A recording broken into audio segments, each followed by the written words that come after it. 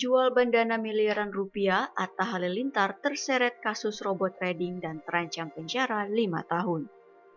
Sejumlah korban didampingi kuasa hukum Zainul Arifin mendatangi Mabes Polri Jakarta Selatan untuk melaporkan pemilik robot trading Net89 Reza Paten pada Rabu 26 Oktober 2022. Laporan tersebut terkait tindak pidana penipuan dan penggelapan tanpa izin melalui media elektronik. Akibatnya, para korban mengalami kerugian dengan total 28 miliar rupiah. Para korban pun tak mengetahui keberadaan Reza Paten yang telah membuat mereka rugi miliaran rupiah.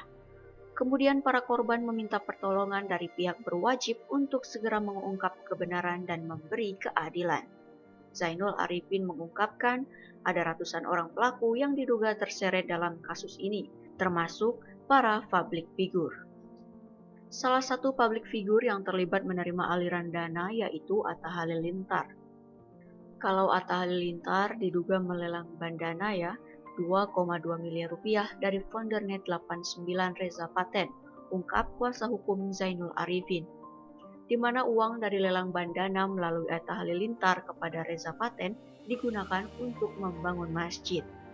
Zainul Arifin mengungkapkan jika tidak mengembalikan uang tersebut, Atta Halilintar terancam hukuman penjara.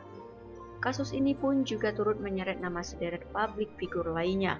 Zainul Arifin pun berharap Atta Halilintar dan publik figur lainnya membantu kerja para polisi. Atas kasus tersebut, Atta Halilintar terseret dengan dugaan tindak pidana pencucian uang atau TPPU Pasal 5.